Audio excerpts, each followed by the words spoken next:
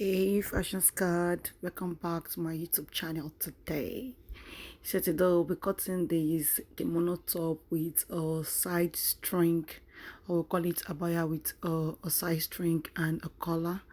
So without further ado, let's jump right into the tutorial proper. And do well to like, subscribe, and share if you were liking. If you like this kind of tutorial, can you stay tuned and watch.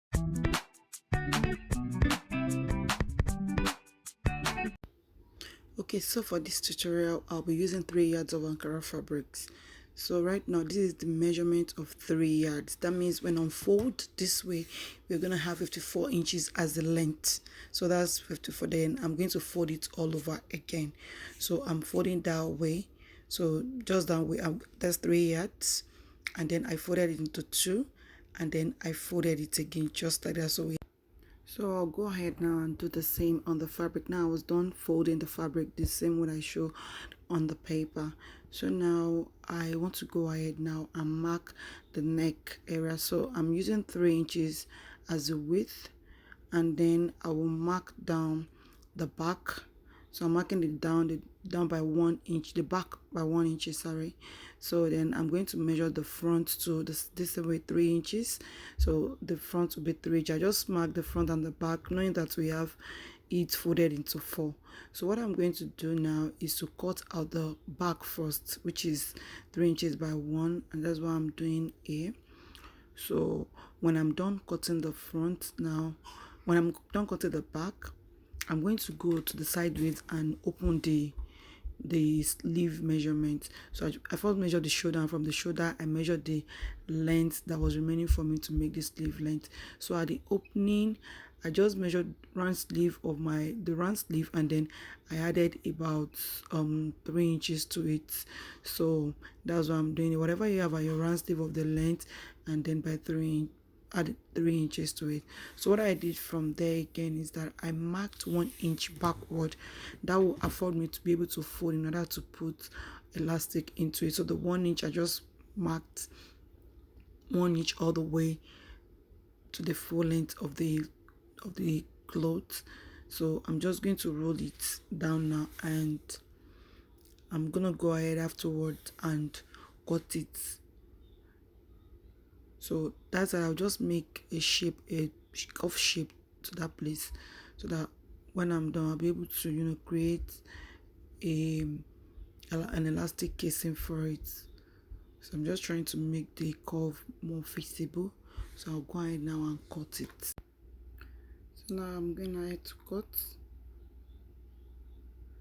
Now after I was done cutting, now we have to go to the front. I've not cut the front neck, so I'll just notch shoulder to shoulder now, because I need to fold it to give me the front neck shape out. So I'll just take it, the notch part to the notch part like I did, and I'm doing now, and I'm going to fold it down. I'll just fold it down so it can give me the front neck shaping. Now I'm done folding it down right now, so I'll just go ahead and cut it. So when I was done cutting, now I'm now at the collar. So I just measured about 8 inches outward, 8 inches. I look at the center and mark 1.75 inches on both sides to give me this shape that I am seeing there. Let me try and zoom so we can see. So and then I measured just like that.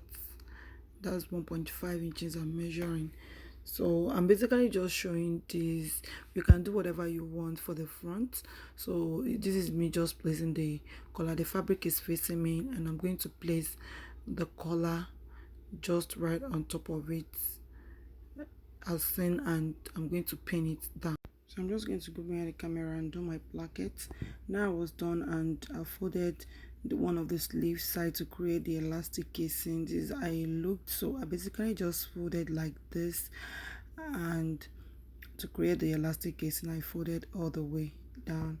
And next thing I'm going to do is to fold it all together. I make sure to leave about 1 inches upward, just so I leave 1 inches before I started sewing. I took 1 inches for seam allowance, so all the way.